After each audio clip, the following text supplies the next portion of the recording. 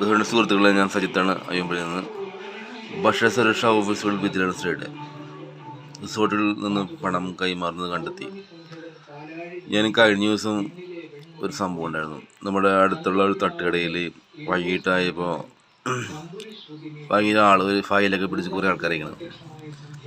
അപ്പോൾ നമുക്ക് വിജിലൻസിൻ്റെ പോലത്തെ റേറ്റാണ് ഈ ഭക്ഷ്യസുരക്ഷാ വകുപ്പിൻ്റെ. ആ പാവം നിസ്സഹായനായ തട്ടുകടക്കാരൻ്റെ നോട്ടം കാണണം. കഴിഞ്ഞ ദിവസം ഉണ്ടംപുരിയോ പഴംപുരിയൊക്കെ ഉണ്ടെന്നും അതിനേക്കായിട്ട് ഭയങ്കരമായിട്ട് ചോദ്യം ചെയ്യുന്ന നിലപാടുമായിട്ട് നിൽക്കുന്ന ആരോഗ്യ സംവിധാനം. ശ്രദ്ധിക്കേണ്ട വേറൊരു അപകടം എന്ന് പറഞ്ഞാൽ, ഇതിൽ ചേർക്കുന്ന അജിനോമോട്ടോ, ഇതിലേക്ക് ചേർക്കുന്ന പൊടികൾ, മറ്റുള്ള പൊടികളൊക്കെ ഭയങ്കര രീതിയിൽ ആരോഗ്യ പ്രശ്നങ്ങൾ ഉണ്ടാക്കുന്നുള്ളത് പല പഠന റിപ്പോർട്ടുകളുണ്ട്. പക്ഷെ അതിനൊന്നും ഇവർക്ക് വിഷയമില്ല. അതിനെ ചോദ്യം ചെയ്യാനും ഉള്ള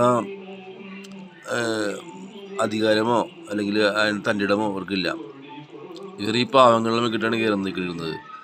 ഇപ്പോൾ ഏറ്റവും വലിയ വിഷയം എന്ന് പറഞ്ഞാൽ, നമുക്ക് കിഡ്നി രോഗികളും കരൾ ആന്തരിക കുടൽ രോഗങ്ങളൊക്കെ ഓരോ വർഷം തോറും ഓരോ നിമിഷങ്ങൾ തോറും കൂടിക്കൊണ്ടിരിക്കുന്നു. ഹോസ്പിറ്റലിൽ എടുത്തിട്ടുണ്ടെങ്കിൽ ആ രീതിയിലാണ് പോയിക്കൊണ്ടിരിക്കുന്നത്. ഇതിനെതിരെ ഭയങ്കര രീതിയിലുള്ള ജനരോഷം ഉണ്ടാവണം എന്നുണ്ടെങ്കിൽ, നമുക്ക് ഏറ്റവും വലിയ വിഷയം എന്ന് പറഞ്ഞാൽ, ഇപ്പോൾ കൊറോണ ഇഞ്ചക്ഷൻ വെച്ചതിൽ ആ വാക്സിൻ്റെ അവിടെ നിന്ന് കോടിക്കണക്കിന് രൂപ കൈക്കൂലി പോലെ ഇലക്ഷൻ ബോണ്ട് മേടിച്ചു കേന്ദ്ര സർക്കാർ. ആ രീതിയിലൊക്കെ വാർത്തകൾ വരുന്നു. അപ്പോൾ എന്താണ് ഉദ്ദേശിക്കുന്നത്? ഇവർ നമ്മൾ ഈ കൊടുക്കുന്ന ഇലക്ഷൻ ബോണ്ട് അങ്ങനെ തുടങ്ങി കൈക്കൂലി കേസുകളിൽ കൊടുക്കുന്ന പൈസ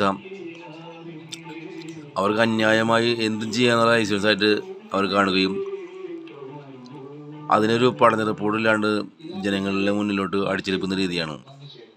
അപ്പോൾ ഇതൊക്കെ തിരിച്ചറിയാനും നിങ്ങൾക്ക് ഇങ്ങനെ ചർച്ച ചെയ്യാനും പറ്റുള്ളൂ എന്നുണ്ടെങ്കിൽ, ഭക്ഷ്യസുരക്ഷാ വകുപ്പുകളൊക്കെ ലോകം എല്ലാ ഉപ്പ് തൊട്ടും എല്ലാത്തിനും മായമാണ്. അതൊന്ന് കണ്ടുപിടിക്കാനോ അത് നിയന്ത്രിക്കാനോ സർക്കാർ സംവിധാനങ്ങൾ ചെയ്യാറുണ്ടോ എന്ന സംശയം ഉണ്ടെങ്കിൽ, ഇവർക്കെല്ലാവർക്കും സർക്കാരിൻ്റെ ഒരു തണലിലാണ് ഇവർ ഇതെല്ലാം ചെയ്യുന്നത് എന്നുള്ളത് കൺഫേമാണ്. അപ്പോൾ നിങ്ങളെല്ലാവരും ശ്രദ്ധിക്കുക എന്നുള്ളൂ. ഇതൊക്കെ നമുക്ക് ഇപ്പം ജനങ്ങൾക്ക് ജനങ്ങളുടെ സർക്കാരിൻ്റെ ഒരു നിയമത്തിൻ്റെ ഉറപ്പിലാണ് ഇവർക്ക് ഭക്ഷണങ്ങൾ കഴിക്കുന്നത്. പല രീതിയിലുള്ള മാരകമായ വിഷവാതകങ്ങളും അതിനോട്ട് തുടങ്ങിയ കാര്യങ്ങളൊക്കെയാണ് ഇവർ ചേർക്കുന്നുള്ളത് കൺഫേമാണ്. അപ്പോൾ ഈ പാവപ്പെട്ടവൻ്റെ ഒരു പെട്ടിക്കടക്കാരൻ്റെ ഒക്കെ മേലിൽ ഇവർക്ക് പഴിചാരി ഇവരുടെ വാശിക തീർത്ത് അത് മാത്രമേ ഇവർക്ക് സാധിക്കുള്ളൂ. കുറേ കേസുകൾ ഉണ്ടാക്കിയിട്ട് അവർക്ക് സംരക്ഷണം ഉണ്ടാക്കാം.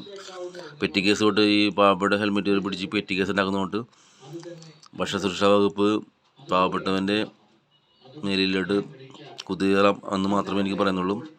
നമ്മൾ ശ്രദ്ധിക്കുക, നമ്മൾ സൂക്ഷിക്കുക. ഭക്ഷ്യധാന്യങ്ങൾ, ഈ എണ്ണ പലഹാരങ്ങൾ, മറ്റുള്ള കാര്യങ്ങളൊക്കെ സൂക്ഷിച്ച് കഴിക്കുക. മക്കൾക്കും സൂക്ഷിച്ച് കൊടുക്കുക. അത് മാത്രമേ ഞാൻ പറയുന്നുള്ളൂ.